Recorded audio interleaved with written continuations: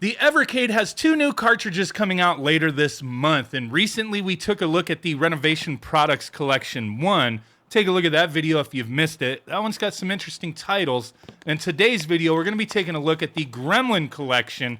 Now, this one has a little bit less games on it, has 6 total, and it's an interesting set of games. There might be some stuff here for you. Some things may tickle it for you. You know the drill. Games are subjective. Either you like a game or you don't. And there might be some stuff here for you. So I wanted to give you guys my thoughts on this. I like the packaging, the manual here for this cartridge. As there's only 6 titles here, it is padded out a little bit, but in a good way. There are a couple games here that has a lot more information concerning the gameplay and how to play and whatnot, as there are a couple games here that are a little more complicated than your standard retro platformer type of thing. So let's go ahead and take a look at the 6 games on this thing. So first up, we got Actua Soccer. I believe this was renamed to VR Soccer in the US, if I'm not mistaken. So this is a sports game that was originally released for the PlayStation 1. So we are getting some more PS1 games here on the Evercade. And this one was, kind of fun for me. It was impressive for its time when you go back and look at what soccer games were available when this came out. They used motion capture to make the animations more realistic, and it was completely 3D graphics for everything in the game, right? It's fairly simple to play. Now, I'm not big on soccer games or any sports simulation game, really. I always tended to like the more arcade style for these types of games, but this one's pretty fun.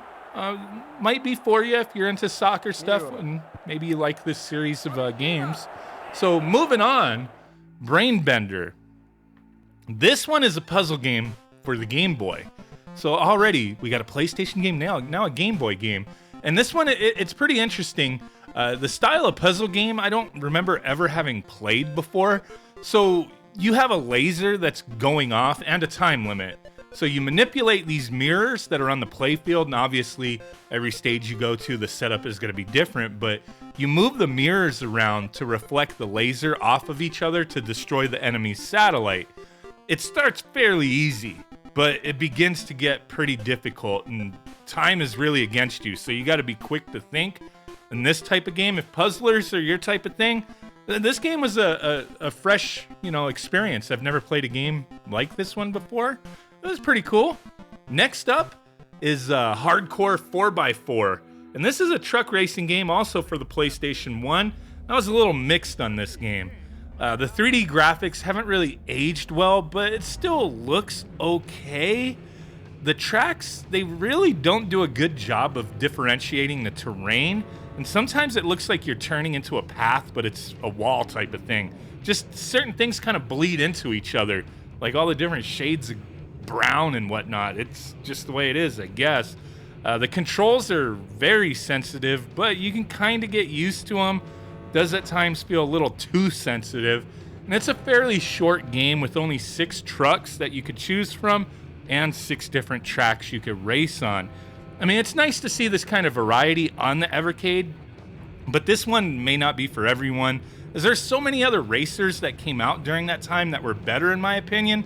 But remember, liking a game is subjective to a large degree. I'm not saying this game is bad, but it's just kind of average in my opinion. Now, next up, we got Premier Manager 97. This is a soccer management simulation game that was on the, I believe this is the Sega Genesis version. And just to be straight up, this is not my type of game. So you pick a team and you manage it. That's what it's about. You really got to be into this style of game to appreciate what they've done here. But for me, I'm not into it. You might be. There's like a huge audience for this type of game. That's why it exists. That's why these kind of games exist. Now, there's tons of stats and different things you could look at and simulation matches to kind of watch highlights of a game. You can kind of speed things up if you need to, different speed settings. There's a lot of depth to this game. If you're into, sports management, simulation type stuff, this could be a cool one for you. Just not for me. Next up, we got Utopia, Creation of a Nation. This is a little more my style. So this is a strategy simulation game, and I believe this is the Super Nintendo version. All these games may have had multiple versions, and who knows if they're using the best version on the Evercade or not, but yeah, you guys give me an idea of that in the comments down below with any of these games that have multiple versions. Is one game that I think not that great? Is it better on a different system type of thing? Let me know. But in Utopia, you're in charge of colonizing one of 10 space colonies. And this is one of those games where it was probably better to play with a mouse on the Super Nintendo. I mean, the control here is simple, but it does require you to go through and figure out what each icon does and how to select different things to build and how to allocate funds and whatnot, how to like change essentially the mode you're in to select what you want to do. It's not bad, but you just got to get a little used to the how everything works. It's a bit like SimCity, but sci-fi. And I like this kind of game. And, once I started to figure it out, I had a lot of fun with it. There really isn't an end to it. You just keep building and keeping your people safe from enemies as you kind of take over the planet type of thing. My only real gripe with this game is that the map is kind of small. I wish they would have made it larger and had the icons like overlaid or brought up as an overlay with a button. If you like city building or strategy type games, this might tickle it for you.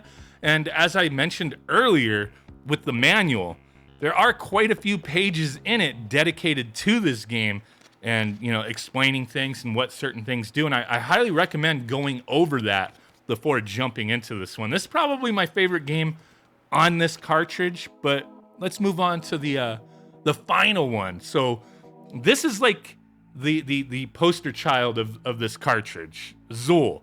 It's an action platformer that heavily advertised Chupa Chups lollipops in the game. I remember seeing this game. This is like one of those that are just memorable, even if you never played it type of thing. Everybody knows Zool or had seen it at some point.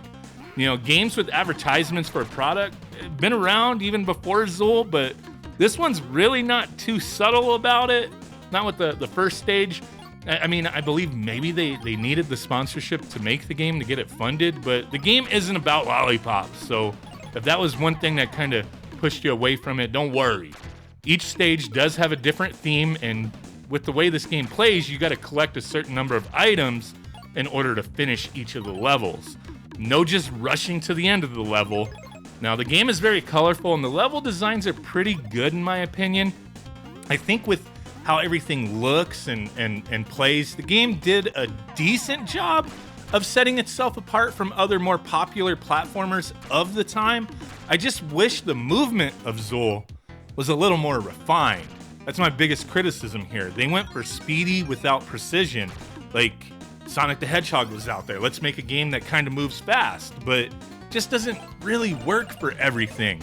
If you never played this game before or you didn't get very far, the first stages when you jump into the game may not do a good job of portraying a complete experience. Not just that the Chupa Chups logo is tossed everywhere, but the stage is slippery as it's covered in like frosting or icing or something, kind of like an ice stage in other games. So that first stage, like set of stages, can kind of like put people off, I think. It's just very slippery.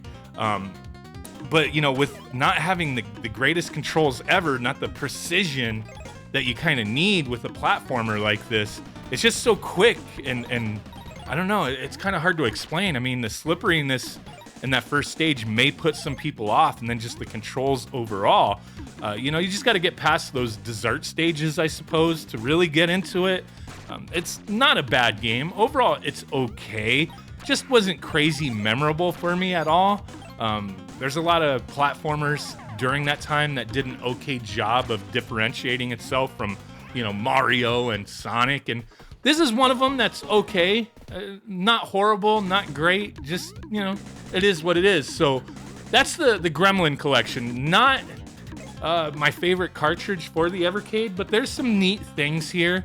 It's an interesting set of games. When they put together these compilations from specific companies, the variety is what that company made type of thing. So either you're a fan or not, So really do appreciate every single one of you guys. Let me know what you think down below. Catch you on the next one. Bye.